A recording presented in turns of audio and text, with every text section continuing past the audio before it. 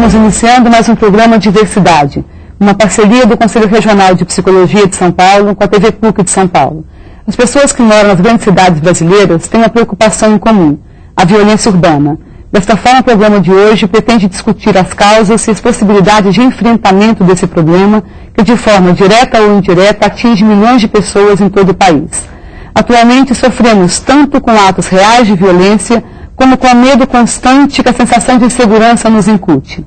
Além disso, a banalização da violência faz com que o sujeito considere o ato da violência como uma regra que ele está sujeito quando está nas ruas. E aquela pessoa que nunca sofreu um ato de violência é considerada uma rara exceção.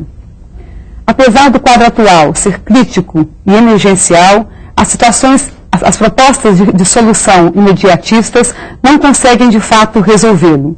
A construção de novas penitenciárias ou a ampliação do aparato repressivo policial podem trazer um alívio à situação, mas de fato não sanam o problema. Apenas uma política pública de qualidade que encare a violência urbana como uma epidemia nacional e propõe a possibilidade de construção de uma qualidade de vida para todos pode reduzir drasticamente os índices de violência urbana. Dentro desse quadro mais aprofundado de discussão da questão, a psicologia tem cada vez mais colocado a sua contribuição.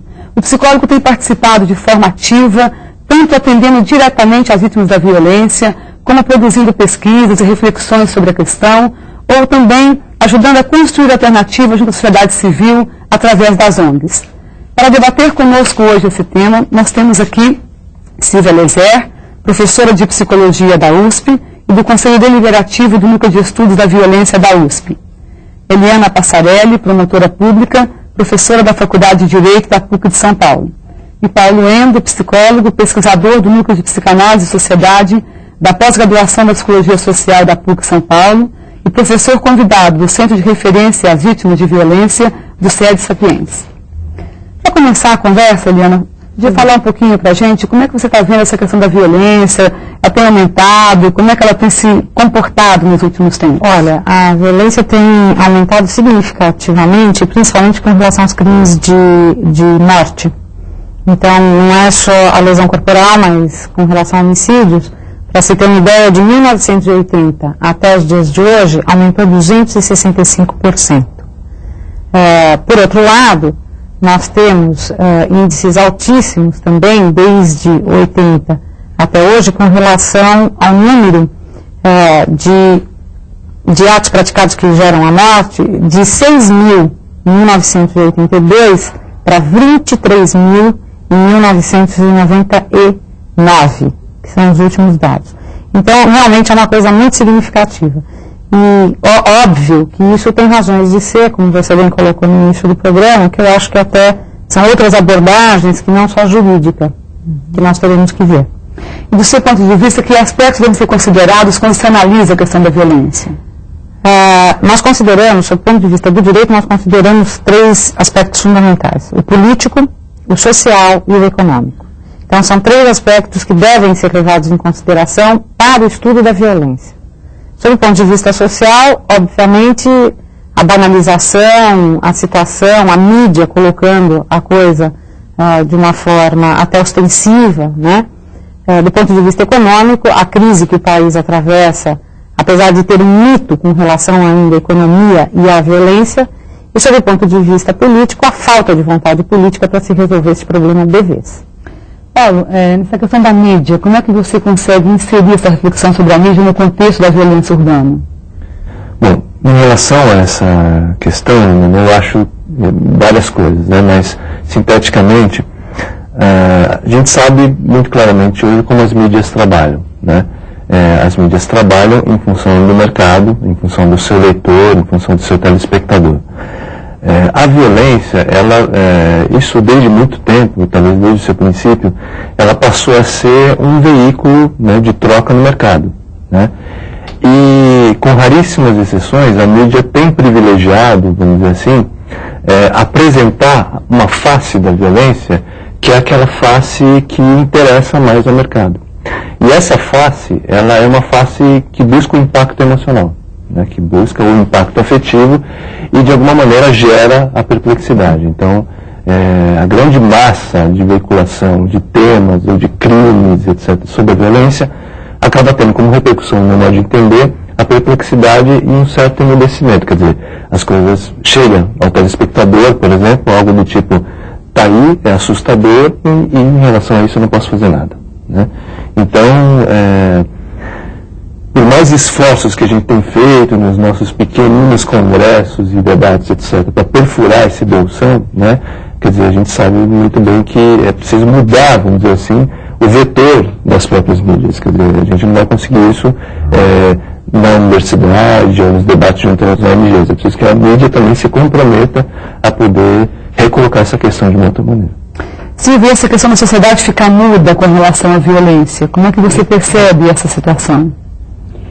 Bom, um dos problemas que a gente trabalha muito no núcleo de estudos é exatamente a violência do Estado, né? A violência policial, a violência nas prisões, quer dizer, é o Estado como um gerador de violência, né?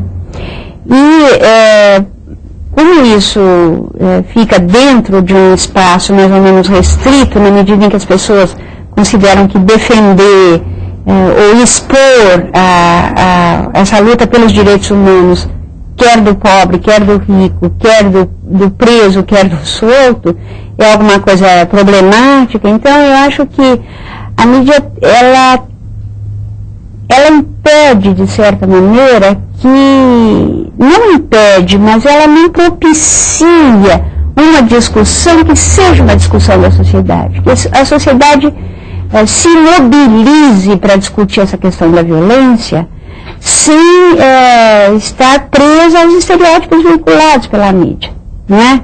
Do bandido, não bandido. Esse é um problema grave, né? Porque a mídia não se propõe seriamente levar uma discussão dessas questões para a sociedade como um todo, nem a mídia, nem o Estado.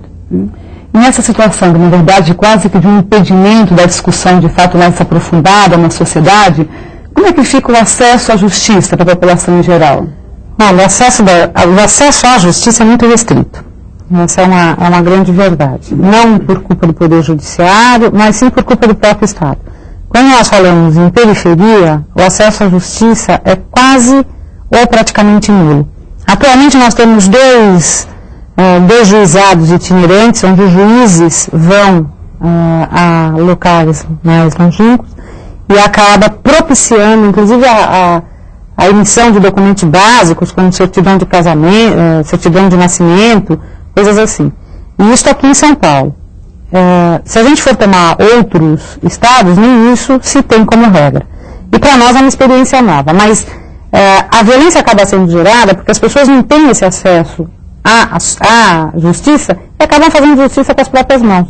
Então resolvem os seus problemas como párias da sociedade, como se não pertencessem a uma sociedade, a um organismo politicamente organizado, né, em termos estatais, e acabam fazendo a própria justiça com as suas próprias mãos. Isto é uma realidade, sem dúvida alguma.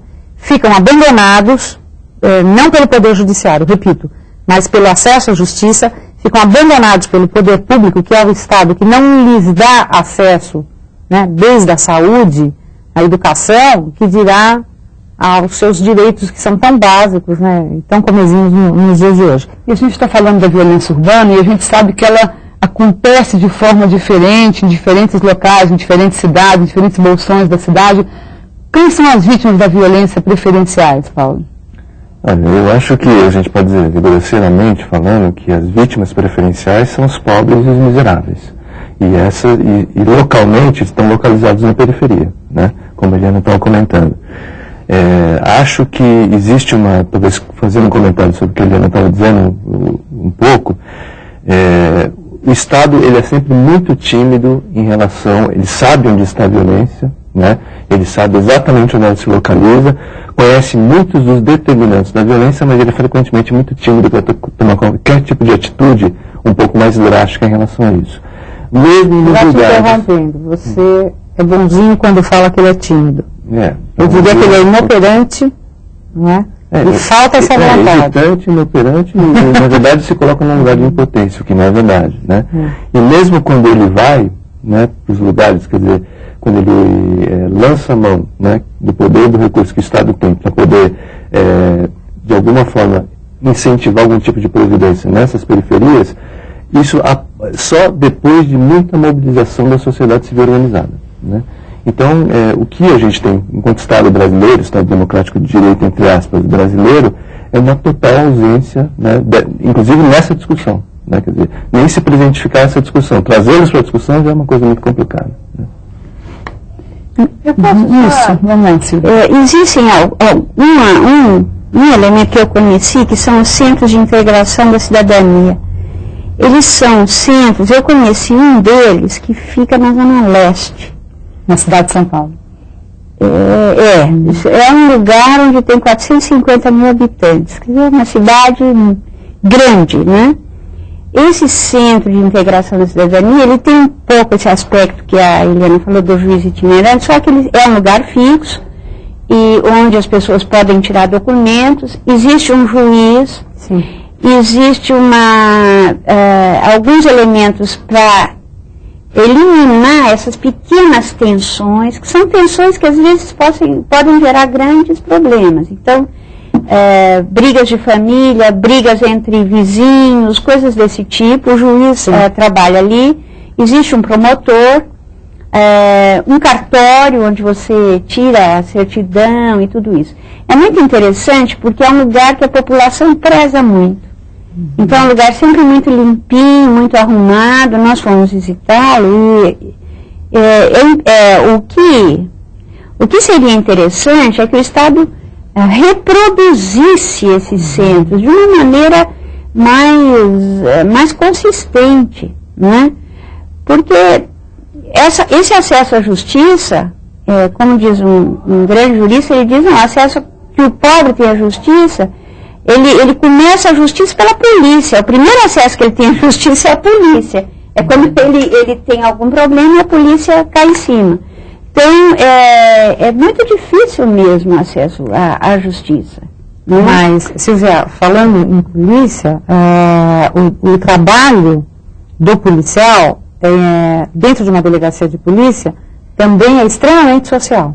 Onde eles tentam, de uma forma insana, porque não tem recursos, porque não tem condições nem de investigação, e que dirá para atender a população. Mas eles buscam sempre na história do quebra-galho, porque eles acabam se tornando verdadeiros psicólogos, verdadeiros conselheiros, enfim, dessa sorte, quer dizer, é onde nós contamos com a Polícia Civil e às vezes com os policiais militares, não num policiamento repressivo, mas num policiamento preventivo. Isso é raríssimo. E a situação da polícia também às vezes é muito complicada, né? É extremamente complicada. Nós estamos diante de uma situação de total insatisfação da polícia com seus dirigentes, esta que é a verdade. Nós estamos num total abandono da polícia, onde os policiais são obrigados, sem ter formação para isso, cuidar de presos violentos, né? De presos que eu digo são de condenados violentos, onde eles não têm condições de estar aparelhados até para atender a sociedade de uma maneira óbvia. Eu acho que enfim, esse diagnóstico que você está fazendo, e que, claro, é verdadeiro em relação à polícia, eu acho que, além de todos os problemas, né, inerentes à polícia, especialmente a polícia brasileira, as polícias que vieram de uma tradição totalitária e tudo isso, eu acho que hoje talvez a gente tenha condição de discutir justamente isso, quer dizer, que esse papel que é atribuído à polícia, ou esse poder que é atribuído à polícia, vindo de vários locais, de várias regiões, e que adensou tanto o poder quanto a autoridade da polícia, tem que ser redistribuído. Né? Quer dizer, tem que ser redistribuído. E eu acho, minha opinião pessoal, é que algumas organizações não governamentais estão debatendo essa questão, quer dizer, de que justamente não é a polícia que vai dar amparo psicológico para ninguém, não é a polícia que vai atuar como assistente social de ninguém. A polícia tem um papel muito circunscrito. E se ela der conta desse papel, quer dizer, que é a preservação da vida, está muito bom. Né? Segura um pouquinho, então, para a discussão sobre alternativas, que vamos fazer agora um pequeno intervalo, uma diversidade volta já já para continuar conversando sobre violência urbana. Fique conosco.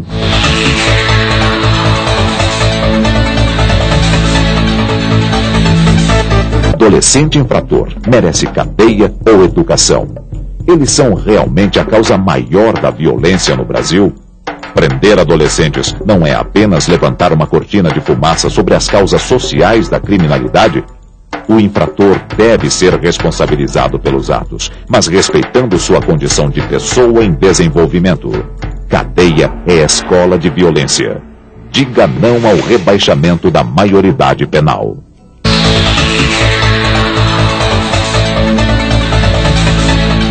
Olá, estamos de volta com Diversidade, uma parceria do Conselho Regional de Psicologia de São Paulo com a TV PUC de São Paulo. Hoje estamos conversando sobre violência urbana. Paulo, a gente falava um pouco da como está a violência hoje, o que causa a violência, mas como que você percebe as consequências da violência na construção da subjetividade da população? O que tem sido privilegiado do ponto de vista da divulgação do que é a violência, eu diria, do que é a verdade sobre violência, que é uma coisa na qual a gente está trabalhando, é a imagem. Né? Então as imagens são chapadas, né, na cara da sociedade, e a imagem não tem outro papel, no caso da violência, a não ser gerar medo, perplexidade e imobilismo. Né? Então ninguém vai entrar nessa discussão. Né?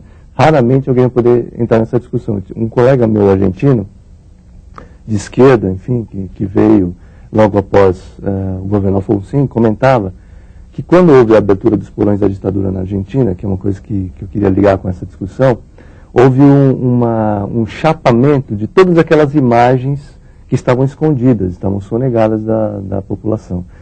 E ele dizia o seguinte, que isso acabou gerando na população não a possibilidade de entrar no debate, mas o medo e a perplexidade.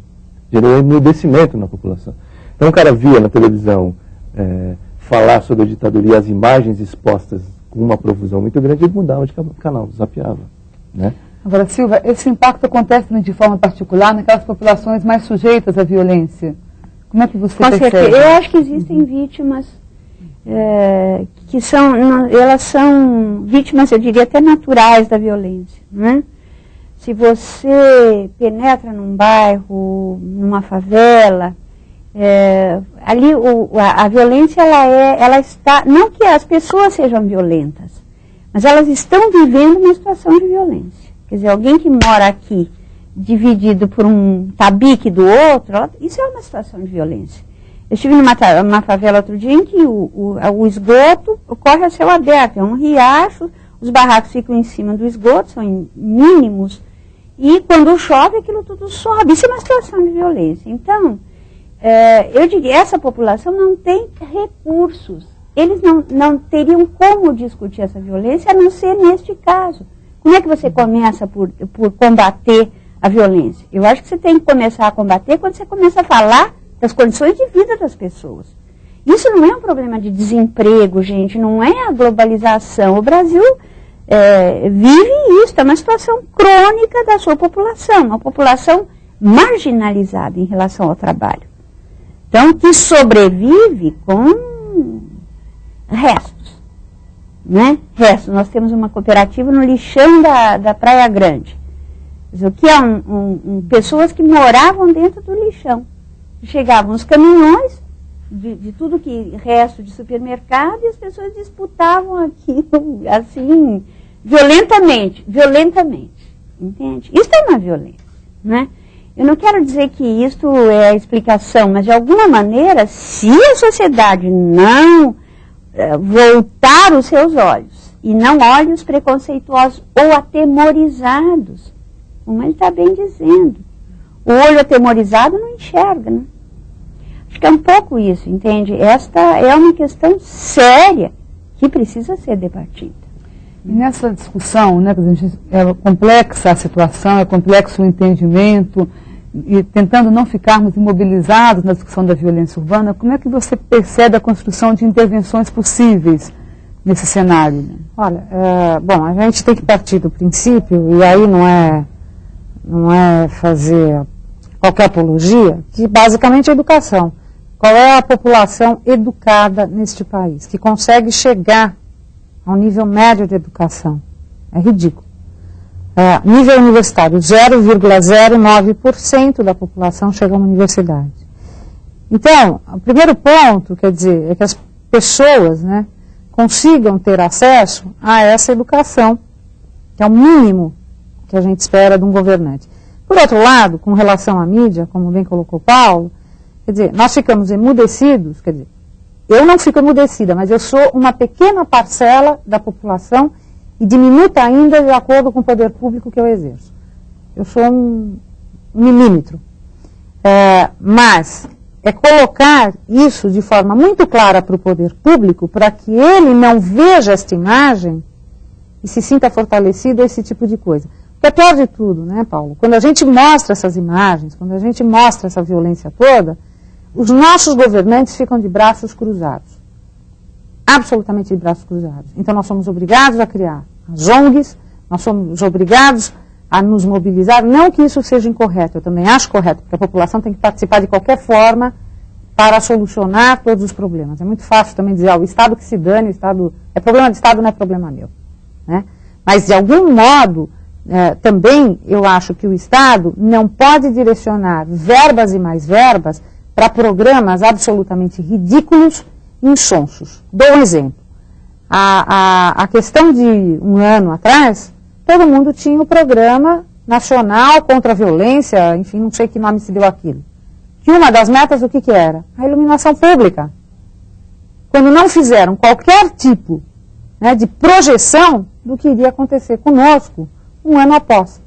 Então, foi viabilizado esse programa? Não foi. E, mais uma vez, gasto dinheiro público em nada. E nessa perspectiva da sociedade está influindo um pouco mais nisso? Que fóruns têm sido criados? Que espaços mais coletivos têm sido criados para essa intervenção? Eu queria dar dois exemplos importantes, que para mim são exemplares mesmo nesse sentido, porque trabalham num raio, que eu acho que é um raio muito ampliado na questão do debate à violência do combate à violência. Né?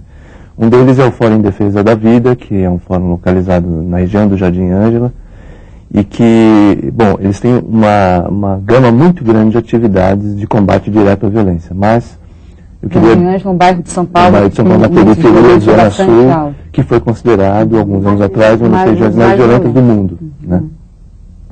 E uma das situações, né, que eu acho importante relatar brevemente é que, bom, surgiu cerca de 5 anos atrás, por deliberação do Fórum, né, que no dia de finados, né, se faria uma caminhada. Né? Por quê? Porque através dos dados que eram recolhidos do cemitério São Luís, que é um cemitério onde as pessoas da região são enterradas, você tinha cerca de 30 pessoas que eram enterradas diariamente. Dessas 30, 16 eram enterradas por causa do homicídio. Né? Então, começou-se a discutir isso no âmbito do fórum e se pensou então que se faria uma caminhada no dia de finados, que compete inclusive com a missa do Padre Marcelo, essa caminhada. Essa caminhada sai de regiões diferentes do Jardim Ângela, dali da região, e termina com uma missa, né, e onde a maioria das pessoas envolvidas na passeata carregam ou em faixas, ou em bandôs, ou em faixas na cabeça, o nome de algum parente que foi morto por homicídio. Quer dizer, isso, uma das coisas que eu acho fundamentais, mostra um pouco, e é um grito no sentido de nós temos o direito de enterrar decentemente os nossos mortos. Né?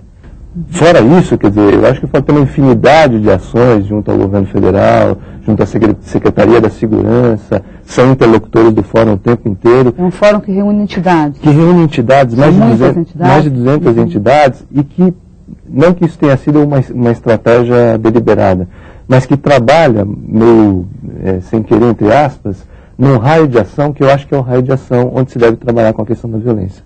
Quer dizer, interdisciplinarmente, recolhendo informações e interferências de várias lideranças do local. Que eu acho que é o que a gente está discutindo um pouquinho adiante, que é o Estado tem que estar presente e tem que aportar logística nessas regiões. Agora, ele necessita, a gente sabe, ele necessita da tecnologia das ONGs que estão lá implantadas e que tem uma tecnologia local para lidar com esses problemas e que precisa ser salientada e precisa ser incentivada de todas as formas, na minha opinião. Silvia, como é que a psicologia tem conseguido pensar isso, contribuir um pouco para essa construção de intervenções, de alternativas? Eu acho que a gente não pode pensar separado, né? Eu acho que você pode contribuir. Você tem contribuir de que maneira? Nós somos professores, não é? Nós temos atuação num âmbito muito maior do que simplesmente dentro de um consultório. Então eu acho que uma das coisas é não escamotear essa realidade, não é? Cuidar da questão das vítimas, eu acho que isso é importante, trabalhar dentro desses outros fóruns, eu acho que isso é fundamental. Cada um de nós que é professor e trabalha num fórum desse, você já faz com que a psicologia ultrapasse fronteiras, eu diria, né?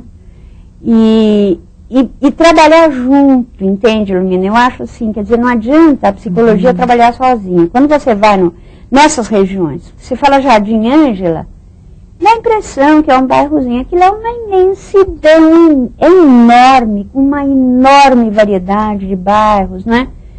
E então você trabalha junto com a diretora da escola, com a professora, com o padre, com o policial comunitário, entende? Com os líderes de comunidade, pessoas ligadas à sociedade de bairro.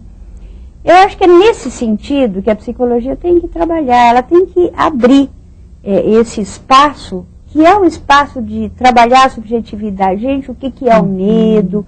Como é que o medo vem? Quem é que vive sob esse medo? Não é?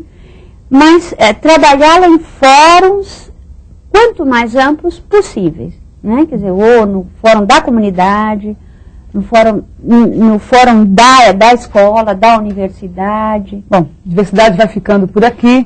E eu queria agradecer a participação da Silvia Lezer, professora da USP, do Conselho Deliberativo do Núcleo de Estudos de Violência da USP, da Eliana Passarelli, promotora pública, professora da Faculdade de Direito da PUC de São Paulo, e do Paulo Endo, psicólogo, pesquisador do Núcleo de Psicanálise e Sociedade da Pós-Graduação da Psicologia Social da PUC São Paulo e professor convidado do Centro de Referência às Vítimas de Violência do SED Sapiens.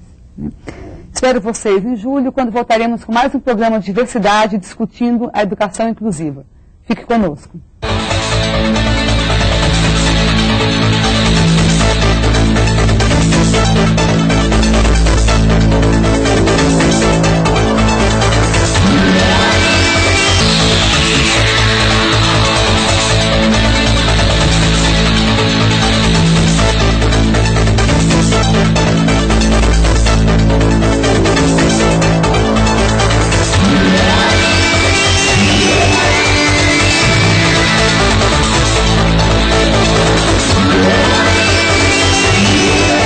Diversidade, uma realização do Conselho Regional de Psicologia de São Paulo e TV PUC São Paulo.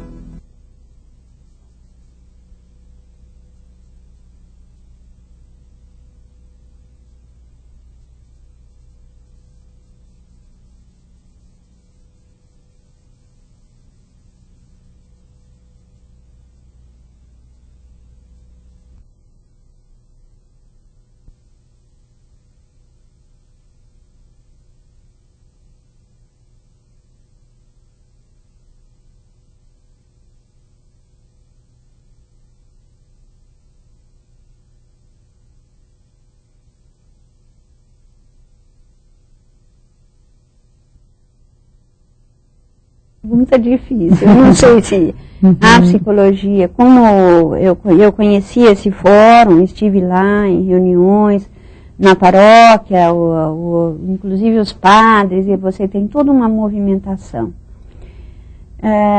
Eu acho que a gente não pode pensar separado. Né? Eu acho que você pode contribuir. Você tem contribuir de que maneira? Nós somos professores, não é? Nós temos atuação num âmbito muito maior do que simplesmente dentro de um consultório. Então eu acho que uma das coisas é não escamotear essa realidade, não é? Cuidar da questão das vítimas, eu acho que isso é importante, trabalhar dentro desses outros fóruns, eu acho que isso é fundamental. Cada um de nós que é professor e trabalha num fórum desse, você já faz com que a psicologia ultrapasse fronteiras, eu diria, né? E trabalhar junto, entende, Lumina? Eu acho assim, quer dizer, não adianta a psicologia trabalhar sozinha. Quando você vai nessas regiões, você fala Jardim Ângela, dá a impressão que é um bairrozinho. Aquilo é uma imensidão enorme, com uma enorme variedade de bairros, né? E então você trabalha junto com a diretora da escola, com a professora, com o padre, com o policial comunitário, entende? Com os líderes de comunidade, pessoas ligadas à sociedade de bairro. Eu acho que é nesse sentido que a psicologia tem que trabalhar, ela tem que abrir esse espaço, que é o espaço de trabalhar a subjetividade. Gente, o que é o medo? Como é que o medo vem? Quem é que vive sob esse medo? Não é?